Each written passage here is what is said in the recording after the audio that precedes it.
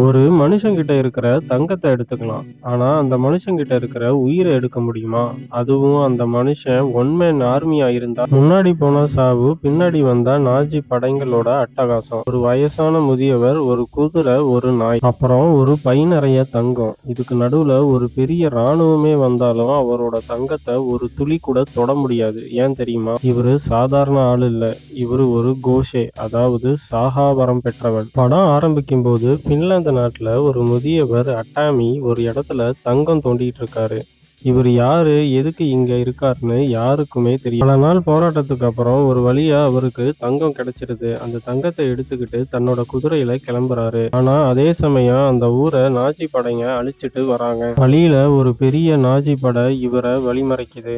இவரை ஒரு சாதாரண வயசான ஆள்னு நினைச்சு கேலி பண்ணி அனுப்புறாங்க. ஆனா அவங்களுக்கு தெரியாது அவங்களோட மரணத்தை அவங்களே வழி அனுப்பி வைக்கிறாங்கன்னு. கொஞ்ச தூரம் போன உடனே இன்னொரு நாஜி குரூப் இவர்கிட்ட இருக்கிற தங்கத்தை பார்த்துட்டு அதை பறிக்க ட்ரை பண்றாங்க. அப்பதான் அந்த முதல் சம்பவமே நடக்குது. அட்டாமி தன்னோட கையில இருக்கிற அந்த சின்ன கத்தியை வச்சு மின்னல் வேகத்துல அவங்க எல்லாத்தையும் வெட்டி சாய்க்கிறாரு. ஒரு நொடியில அந்த இடமே ரத்தமா மாறிடுது.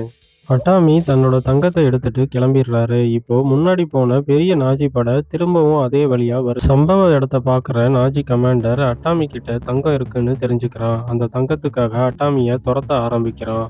இங்கே இருந்து தான் கேட் அண்ட் மவுஸ் கேம் ஆரம்பமா. அட்டாமி ஒரு ஏரிக்குள்ள குதிச்சு தப்பிக்க பாக்குறாரு. ஆனா நாஜி படைங்க விடாம துரத்துறாங்க. தண்ணிக்குள்ள தம் கட்டி நாஜியோட குண்டு மலையிலிருந்து தப்பிக்கிறாரு. ஒரே ஆளா இருந்து எல்லாரையும் சமாளிக்கிறத பாக்குற நாஜி படைக்கு இவன் சாதாரண ஆள் இல்லைன்றது புரிய ஆரம்பிக்குது. மைன்ஃபீல்டு, வெடிகுண்டு, துப்பாக்கி சூடுன்னு எல்லாத்திலிருந்தும் தப்பிச்சு ஒவ்வொருத்தரையும் வேட்டையாடுறாரு அட்டாமி. தண்ணீருக்கு அடியில இருந்து தப்பிச்சு வந்த அட்டாமி ஒரு இடத்துல ஓய்வெடுத்துட்டு இருக்காரு. அப்போதான் நாஜி கமாண்டர் தான் யாருன்றத காட்டுறான். ஏற்கனவே நாஜி கமாண்டர் கிட்ட மாட்டிக்கிட்ட அட்டாமியோட செல்ல நாய் இப்ப அவரை நோக்கி ஓடி வருது. நாயை பார்த்த சந்தோஷத்துல அட்டாமி அதை அணைக்க போறாரு. ஆனா அந்த நாய் உடம்புல கமாண்டர் ஒரு வெடிகுண்டை கட்டி வச்சிருக்கான்னு அவருக்கு தெரியல.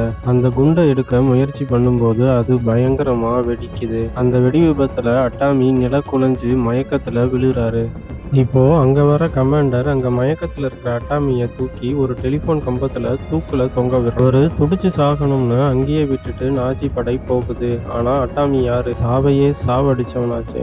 அந்த தூக்குல தொங்கிட்டு இருக்கும் போதே அங்க இருக்கிற ஒரு இரும்பு முனைய தன்னோட கால் காயத்துல குத்தி அந்த வலிய வேகமா மாத்தி கைத்தை அறுத்துக்கிட்டு கீழே விழுகுறாரு. அட்டாமி தப்பிக்க முயற்சி பண்ணும்போது அந்த இடத்துல ஒரு சின்ன விமானத்துல பெட்ரோல் கிடைக்குமான்னு நாஜி வீரர்கள் தேடிட்டு வராங்க. அங்க ரத்த கரையோட அட்டாமி இருக்கிறத பார்த்ததும் அவரை போட்டு தள்ள நினைக்கிறாங்க. ஆனா அவங்களுக்கு முன்னாடி அட்டாமி மின்னல் வேகத்துல 2 பேரையும் போட்டு தள்ளிடுறாரு. அவங்க வச்சிருந்த பெட்ரோலை யூஸ் பண்ணி தனக்கு தானே தையல் போட்டு வைத்தியம் பாக்குறாரு. இப்போ அதே வெறியோட தன்னோட தங்கத்தை மீட்க நாஜி கமாண்டரை நோக்கி துரத்திட்டு போறாரு. கடைசியா அட்டாமி ஒரு பிளேன்ல ஏறி அந்த கமாண்டர் கூட சண்டை போடுறாரு. அந்த பிளேன் ஆகாயத்திலேயே வெடிச்சு சதுறது. எல்லாரும் அட்டாமி செத்துட்டாருன்னு நினைக்கிறாங்க. ஆனா ஒரு சதுப்பு நிலத்துக்குள்ள இருந்து ரத்தம் வலிய வலிய எழுந்து வராரு இந்த கோஷே. நேரா சிட்டிக்குள்ள போய் தான் இவ்வளவு நாள் கஷ்டப்பட்டு காப்பாத்தின அந்த தங்கத்தை பேங்க்ல கொடுத்து நோட்டா மாத்துறாரு. அவரோட லட்சியம் நிறைவேறிடுச்சு. ஒரு தங்கத்துக்காக போராடின ஒரு வீரனோட கதை தான் இந்த சிசு. இந்த வீடியோ உங்களுக்கு பிடிச்சிருந்தா லைக் பண்ணுங்க. டாமி செஞ்ச சம்பவத்திலேயே உங்களுக்கு பிடிச்ச சம்பவம் எதுன்னு கமெண்ட்ல சொல்லுங்க. மறக்காம நம்ம பிரேக் டைம் தமிழுக்கு சப்ஸ்கிரைப் பண்ணுங்க. அடுத்து ஒரு இன்ட்ரெஸ்டிங்கான வீடியோவோட மீட் பண்ணுவோம். அது வரைக்கும் பாய்.